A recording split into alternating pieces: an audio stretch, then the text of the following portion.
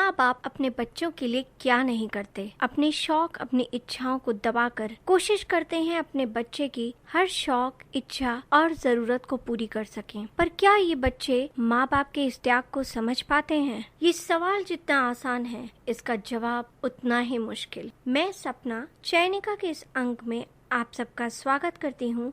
गृहलक्ष्मी मई 2021 के अंक से सुधा गोयल द्वारा लिखित कहानी मोक्ष आप सबके सामने लेकर आई हूँ। उम्मीद करती हूँ आपको जरूर पसंद आएगी। माँ, कुंभ नहाने चलोगी?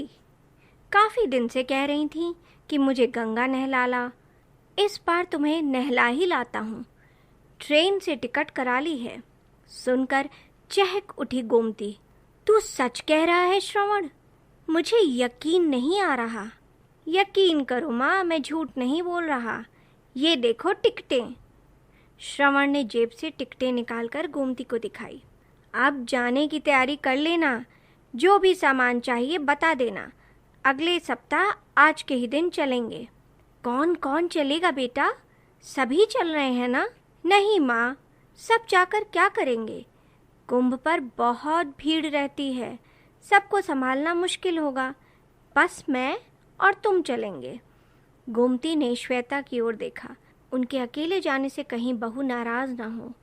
उन्हें लगा कि इतनी उम्र में अकेले बेटे के साथ कैसे जाएंगी। श्रवण उन्हें कैसे संभालेगा? घर में तो जैसे तैसे अपना काम कर लेती हैं, बाहर कैसे उठेंगी बैठेंगी? घड़ी घड़ी श्रवण का सहारा मांगेंगी। फिर कहीं सबके सामने श्रवण झल्लाने लगा तो दुविधा हुई उन्हें। अब क्या सोचने लगी माँ जी? आपके बेटे कह रहे हैं तो घुमाओ। हम सब तो कहीं ना कहीं जाते ही रहते हैं, फिर कभी चले जाएंगे। अब के बाद पूरे 12 साल बाद कुंभ पड़ेगा। बहू, क्या श्रवण मुझे संभाल पाएगा? गोमती ने अपना संशय सामने रखा। सुनकर श्रवण हंस पड़ा।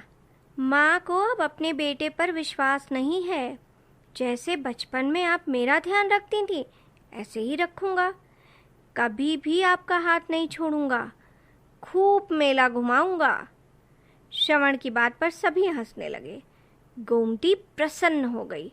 उसकी चिर प्रतीक्षित अभिलाषा पूर्ण होने जा रही थी। कितनी बार श्रवण से कह चुकी थी कि मरने से पहले एक बार कुंभ स्नान करना चाहती हैं। कुंभ पर नहीं ले जा सकते तो ऐसे ही हरिद्वार ले चल। वक्त खिसकता रहा, बात टलती रही।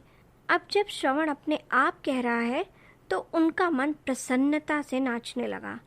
उन्होंने बहू बेटे को आशीर्वाद से लाद दिया। एक रात एक दिन का सफर तय कर वसंत पंचमी के दिन दोनों इलाहाबाद पहुंचे। गोमती का तो सफर में ही बुरा हाल हो गया। ट्रेन की छुक छुक और सीटी ने रात भर सोने नहीं दिया। श्रवण का हाथ थामे बार बार टॉयलेट जाती रही। ट्रेन खिसकने लगती तो पांव डगमगाने लगते। गिरती पड़ती सीट तक पहुंचती। अभी सफर शुरू हुआ है, आगे कैसे करोगी? संभालो स्वयं को। संभाल रही हूँ बेटा, पर इस उम्र में हाथ पांव झूला बने रहते हैं, पकड़ ढीली हो जाती है। इसका इलाज मुझ पर नहीं है। वे बेबस सी हो जाती। कोई बात नहीं, मैं हूं ना, सब संभाल लूंगा। गोमती की आंखें पनियाली होने लगीं। अपनी उमंग बेमानी लगती। नाहक श्रवण को तंग किया। वह भी पूरी रात जागता रहता है। इससे तो बाल्टी में गंगा जल डालकर ही नहा लेती। उन्हें अब लगा कि श्रवण क्यों टालता रहा। खैर, राम राम करते सफर पूरा हुआ। गाड़ी रुकी तो प्लेटफॉर्म की चहल पहल और भीड़ देखकर हैरान रह गईं। श्रवण ने एक कुली के सिर पर सामान रखवाया और माँ का हाथ पकड़कर स्टेशन से बाहर आ गया। मौसम को भी आज ही बिगड़ना था। ठंडी हवाएं चलने लगीं, घटाएं घूमने लगीं। क्या पता कब बरसने लगे। श्रवण ने थोड़ी देर स्टेशन पर ही रुकने का फैसला किया। माँ के साथ वेटिंग रूम में जाकर बैठ गया। थोड़ी देर बाद माँ से बोला, माँ, नित्य कर्म से यहीं निपट भी लो। जब तक बारिश रुकती है हम यहीं रुकेंगे। उसने इशारे से बता दिया कि कहाँ जाना है। थोड़ी देर में गोमती लौट आई। फिर श्रवण चला गया। श्रवण जब लौटा तो उसके हाथ में चाय के 2 कुल्हड़ और गर्मा गर्म समोसे की थैली थी। माँ बेटे दोनों ने चाय पी और समोसे खाए। थोड़ा आराम मिला तो गोमती की आंखें झपकने लगीं। पूरी रात आंखों में कटी थी। वहीं सोफे की टेक लेकर आंखें मूंद ली। करीब घंटे भर बरसकर बादल थमे। बादलों की ओट से सूरज झांकने लगा। वर्षा के कारण स्टेशन पर भीड़ बढ़ गई थी। अब छंटने लगी। श्रवण ने भी एक ऑटो रिक्शा पकड़ गंगा घाट तक जाने का मन बनाया। रिक्शे ने मेला क्षेत्र शुरू होते ही उन्हें उतार दिया। करीब 1 किलोमीटर चलकर गंगा घाट तक पहुंचे। गिरते पड़ते बड़ी मुश्किल से एक डेरे में स्थान मिला। दोनों ने चादर बिछाकर अपना सामान जमाया और नहाने चले गए।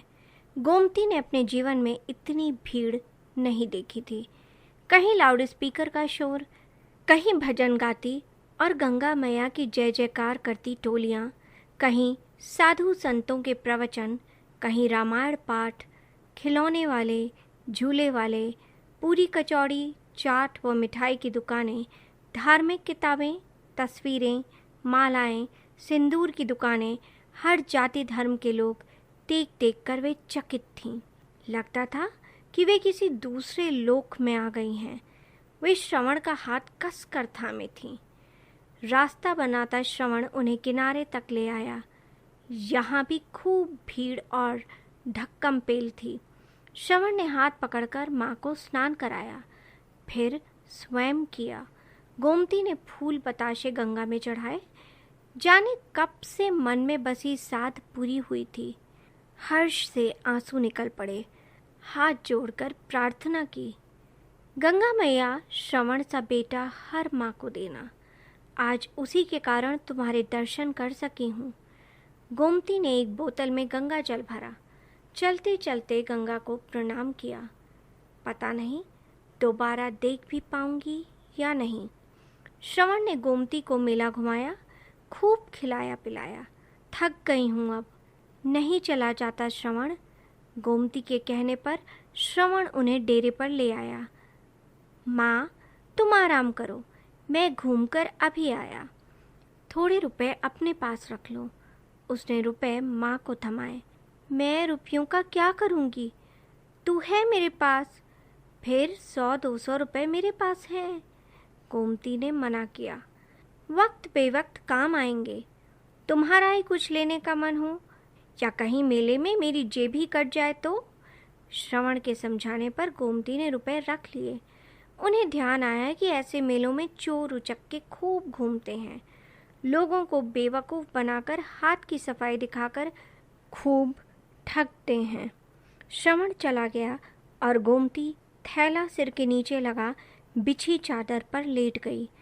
उनका मन आह्लादित था। श्रवण ने खूब ध्यान रखा है। लेटे लेटे आंख झपक गई। जब खुली तो देखा कि सूरज अस्ताचल को जा रहा है। श्रवण अभी लौटा नहीं है। उन्हें चिंता हो आई। अनजान जगह, अजनबी लोग, श्रवण के बारे में किससे पूछूं? अपना थैला टटोल कर देखा। सब कुछ यथास्थान सुरक्षित था। कुछ रुपए एक रुमाल में बांधकर थैले में डाल लाई थीं। सोचा था पता नहीं विदेश में कहाँ ज़रूरत पड़ जाए। वे डेरे से बाहर आकर इधर उधर देखने लगीं। आदमियों का रेला एक तरफ तेजी से भागता आ रहा था। वे कुछ समझ पाती कि चीख पुकार मचने लगी। पता लगा कि मेले में हाथी बिगड़ जाने से भगदड़ मच गई है। काफ़ी लोग भगदड़ में गिरकर कुचलने से मर गए हैं। सुनकर गोमती का कलेजा मुंह को आने लगा। कहीं उनका श्रवण इसी कारण अभी तक नहीं आया है? उन्होंने एक यात्री से जाकर पूछा, भैया ये किस समय की बात है? माँ जी, 4 बजे नागा साधु हाथियों पर बैठकर स्नान करने जा रहे थे और पैसे फेंकते जा रहे थे। उन्हीं पैसों को लूटने के कारण यह कांड हुआ। जो जख्मी हैं उन्हें अस्पताल पहुंचाया जा रहा है और जो मर गए हैं उन्हें सरकारी गाड़ी से वहां से हटाया जा रहा है। आपका भी कोई है? भैया, मेरा बेटा 2 बजे घूमने निकला था, अभी तक नहीं लौटा। उसकी कोई फ़ोटो है माँ जी? फ़ोटो तो नहीं है। अब क्या करूं? गोमती रोने लगी। माँ जी, आप रो मत। देखो सामने पुलिस चौकी है, वहीं जाकर पता कर लो। गोमती ने चादर समेत थैले में रखी और पुलिस चौकी पहुंचकर रोने लगी। लाउडस्पीकर से कई बार अनाउंस कराया गया। फिर एक सहृदय सिपाही अपनी मोटरसाइकिल पर बिठाकर गोमती को वहां ले गया जहां मृतकों को इकट्ठा किया गया था। एक दो अस्थायी बने अस्पतालों में भी ले गया जहां जख्मी पड़े लोग कराह रहे थे। डॉक्टर उनकी मरहम पट्टी में जुटे थे। श्रवण का वहां भी कोई पता न था। तभी गोमती को ध्यान आया कि कहीं श्रवण डेरे पर लौट आया हो और उनको ढूंढ रहा हो, या उन्हें डेरे पर न पाकर उन्हीं की तलाश कर रहा हो, या इंतज़ार कर रहा हो। हालांकि वे पुलिस चौकी पर उसका हुलिया पता आई थीं और लौटने तक रोक रखने को कह आई थीं। गोमती ने आकर पता किया तो उन्हें मालूम हुआ कि कोई भी उन्हें पूछने नहीं आया। वे डेरे में गई, वहाँ भी नहीं। आधी रात कभी डेरे में, कभी पुलिस चौकी पर कटी। जब रात के 12 बज गए तब पुलिस वालों ने कहा, माँ जी, आप डेरे में जाकर आराम करो। आपका बेटा पूछने आया तो आपके पास भेज देंगे। गोमती आशा भरी नज़रों से देखती पुत्र के लिए व्याकुल डेरे पर लौट आई। चादर बिछाकर लेट गई, लेकिन नींद आंखों से कोसों दूर। कहाँ चला गया श्रवण? इस कुंभ नगरी में कहाँ कहाँ ढूंढूं? यहाँ कौन अपना है? यदि श्रवण न लौटा तो अकेले घर कैसे लौटूंगी? बहू का सामना कैसे करूंगी? स्वयं को ही कोसने लगी। व्यर्थ ही कुंभ नहाने की जिद ठान बैठी। टिकट ही तो लाया था, यदि मना कर देती तो टिकट भी वापस हो जाते। ऐसी फजीहत तो न होती। फिर गोमती को ख्याल आया कि कहीं कोई श्रवण को बहला फुसला कर तो नहीं ले गया। वो है भी सीधा, आसानी से औरों की बातों में आ जाता है।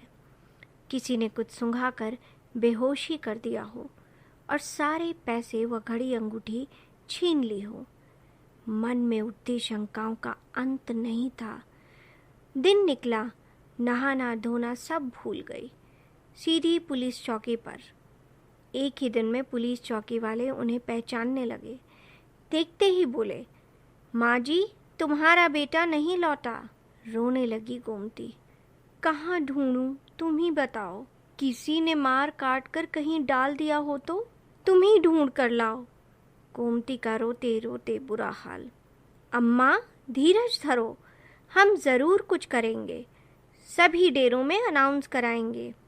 आपका बेटा मेले में जहाँ कहीं भी होगा ज़रूर लौट कर आएगा। आप अपना नाम और पता लिखा दो। अब जाओ, स्नान ध्यान करो, भगवान पर भरोसा रखो। पुलिस वालों को भी गोमती से हमदर्दी हो आई थी। गोमती डेरे में लौट आई। गिरती पड़ती गंगा भी नहा ली। मन ही मन प्रार्थना करने लगी, हे गंगा मैया, मेरा श्रवण जहाँ भी हो सकुशल हो। वह मुझे मिलेगा तो 5 सेर दूध चढ़ाऊंगी। वही तेरे दर्शन कराने लाया था और वही हाथ छुड़ाकर गुम हो गया। अब मैं अभागिन क्या करूं? हे भगवान, कोई चमत्कार करो। खोया पुत्र वापस मिल जाए तो जाकर बहू को मुंह दिखा सकूं। पूजा अर्चना से निपट गोमती हर आने जाने वाले को गौर से देखने लगी। उनकी निगाहें दूर दूर तक आने जाने वालों का पीछा करती, कहीं श्रवण दिख जाए। गंगा घाट पर बैठे सुबह से दोपहर हो गई। कल शाम से पेट में पानी की बूंद भी नहीं गई थी। ऐठन सी होने लगी। ध्यान आया, यदि यहाँ स्वयं बीमार पड़ गई तो श्रवण को कैसे ढूंढूंगी? उसे ढूंढना है तो स्वयं को ठीक रखना होगा। यहाँ कौन है उसका जो मनुहार करके खिलाएगा? उसने आलू की सब्जी के साथ 4 पूड़ियाँ खाईं। गंगा जल पिया। कलेजे को थोड़ी शांति मिली। 4 पूड़ियाँ शाम के लिए बंधवा ली। यहाँ तक ना आ सकी तो डेरे में ही खा लेगी। भूखा प्यासा श्रवण लौटेगा तो उसे खिला देंगी। श्रवण का ध्यान आते ही कुछ केले भी खरीद लिए। ढूंढती ढूंढती अपने डेरे में पहुंच गई। पुलिस चौकी में भी झांक आई। देखते देखते 8 दिन निकल गए। मेला उखड़ने लगा। श्रवण भी नहीं लौटा। अब पुलिस वालों ने सलाह दी, माँ जी अपने घर लौट जाओ, लगता है आपका बेटा अब नहीं लौटेगा। मैं इतनी दूर अपने घर कैसे जाऊंगी? मैं तो अकेले कभी कहीं आई गई नहीं। वे फिर कलपने लगी। अच्छा माँ जी, अपने घर का फ़ोन नंबर बताओ, घर से कोई आकर ले जाएगा। पुलिस वाले ने कहा, घर से मुझे कौन लेने आएगा? अकेली बहू कैसे आएगी? बहू किसी नाते रिश्तेदारों को भेजकर बुलवा लेगी। आप किसी का भी नंबर बताओ। गोमती ने दिमाग पर लाख जोर मारा, लेकिन हड़बड़ी में नंबर याद नहीं आया। दुख और परेशानी में ऐसा ही होता है, अपना क्या कोई भी नंबर याद नहीं रहता। दिमाग में सभी गड़मड़ हो गई। अपनी बेबसी पर आंख भर आई। बुढ़ापे में याददाश्त भी कमज़ोर हो जाती है। पुलिस चौकी में उन्हें बैठे रोते देखकर राह चलता एक यात्री ठिठका और पुलिस वालों से रोने का कारण पूछने लगा।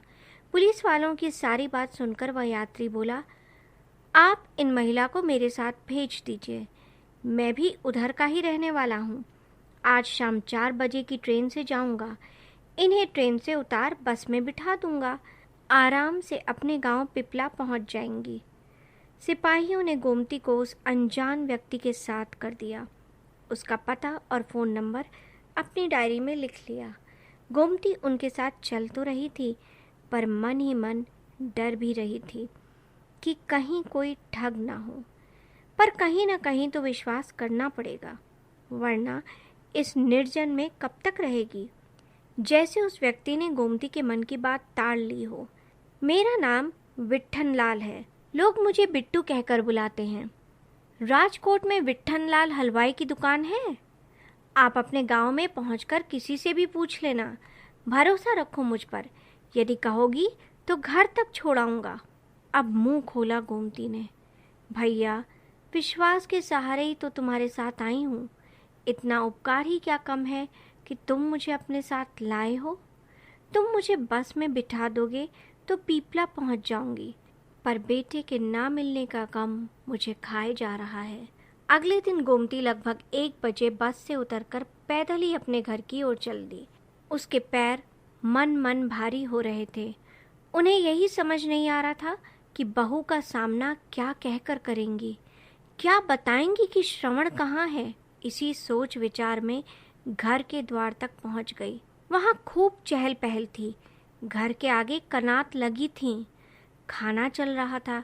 एक बार को तो गोमती को लगा कि गलत जगह पर आ गई है। तभी पौत्र तन्मय और पौत्री गौरी की नज़र उन पर पड़ी। वे आश्चर्य और खुशी से चिल्लाए, पापा मम्मी देखो, दादी लौट आई हैं। दादी जिंदा हैं। उनके चिल्लाने की आवाज़ सुनकर सब दौड़कर बाहर आ गए। शोर मच गया। अम्मा आ गई, गोमती आ गई। श्रवण भी दौड़ कर आ गया और लिपट गया। तुम कहाँ चली गई थी माँ? मैं तुम्हें ढूंढ ढूंढ कर थक गया। श्वेता भी दौड़ कर लिपट गई। हमने तो सोचा था कि माँ जी नहीं रही, यही ना बहू? गोमती के जैसे ज्ञान चक्षु खुल गए। इसीलिए आज अपनी सास की तेरहवीं कर रही हो। और तू श्रवण मुझे छोड़कर यहाँ चला आया। यही सोचा होगा कि अकेले बूढ़ी औरत घर कभी नहीं पहुँचेगी, वहीं मर खप जाएगी। मैं तो पगला उठी थी, घाट घाट तुझे ढूंढती फिरती। तू सकुशल है? तुझे देखकर मेरी जान लौट आई। दोनों की निगाहें नीचे झुकी और आपस में टकराईं। अब ये दावत माँ के लौट आने की खुशी में है। सब खुशी खुशी खाओ, मेरी माँ वापस आ गई है। खुशी से नाचने लगा श्रवण। औरतों में कानाफूसी होने लगी, लेकिन सब फिर भी श्वेता और श्रवण को बधाई देने लगे। अच्छा है जो तुम्हारी सासू माँ लौट आई। तुम तो जाने क्या समझ रही थीं, और वे जाने कहाँ कहाँ भटक रही होंगी। बड़ी जीवट वाली हैं जो इतनी दूर से अकेले लौट आईं। हाँ बहन, जाको राखे साईं या मार सके न कोई। जितने मुंह उतनी बातें, लेकिन सबका एक ही अंत कि गोमती सकुशल अपने घर लौट आई है। वे सभी रिश्तेदार जो गोमती की गमी में शामिल होने आए थे, गोमती के पांव छूने लगे। कोई बाजे वालों को बुला लाया। बाजे बजने लगे, लड़के बच्चे नाचने कूदने लगे। माहौल एकदम बदल गया। श्रवण को देखकर गोमती सब भूल गई। भगवान ने उसकी मनौती मान ली थी। भगवान पर उसका विश्वास और भी प्रकट हो गया। शाम होते होते सारे रिश्तेदार खा पीकर अपने अपने घर चले गए। रात को थक कर सब अपने अपने कमरों में जाकर सो गए। गोमती को भी काफ़ी समय बाद निश्चिंतता की नींद आई। अचानक रात में आंखें खुल गईं। वे पानी पीने उठीं। श्रवण के कमरे की बत्ती जल रही थी। धीरे धीरे बोलने की आवाज़ें आ रही थीं। बातों के बीच माँ शब्द सुनकर वे रुककर कमरे के बाहर कान लगाकर सुनने लगीं। श्वेता कह रही थी, तुम तो माँ को मोक्ष दिलाने ले गए थे, माँ तो वापस आ गईं। मैं तो माँ को डेरे में छोड़ आया था। मुझे क्या मालूम था कि माँ लौट आएंगी। माँ का हाथ गंगा में छोड़ नहीं पाया। पिछले 8 दिनों से मेरी आत्मा मुझे धिक्कार रही थी। मैंने माँ को मारने या त्यागने का महापाप किया है। मैं सारे दिन सोचता, भूखी प्यासी माँ कहाँ कहाँ भटक रही होंगी। माँ ने मुझ पर विश्वास किया और मैंने उनके साथ विश्वासघात किया। माँ को इस प्रकार गंगा घाट पर छोड़ने का अपराध बोध बना रहेगा। अच्छा हुआ माँ लौट आई और मैं माँ की मृत्यु का कारण बनते बनते रह गया। भगवान का लाख लाख शुक्र है। सुनकर गोमती के आगे जमीन कांपने लगी। सारा दृश्य उनकी आंखों के सामने आ गया। वे इन 8 दिनों में लगभग सारा मेला क्षेत्र घूम ली। जगह जगह घोषणा कराई, पर अपने नाम की घोषणा कहीं नहीं सुनी। इतना बड़ा झूठ बोला श्रवण ने। मुझसे मुक्त होने के लिए इलाहाबाद लेकर गया। मैं इतनी भार हो गई हूँ कि मेरे अपने मुझसे मुक्त होना चाहते हैं। वे स्वयं संभाल पाती कि वहीं धड़ाम से गिर पड़ी। सब झेल गईं, पर अपनों का ये सदमा ना झेल पाईं। उम्मीद करती हूँ दोस्तों, आज की ये कहानी आप सबको ज़रूर पसंद आएगी। आज के लिए बस इतना ही। हंसते रहिए, मुस्कुराते रहिए।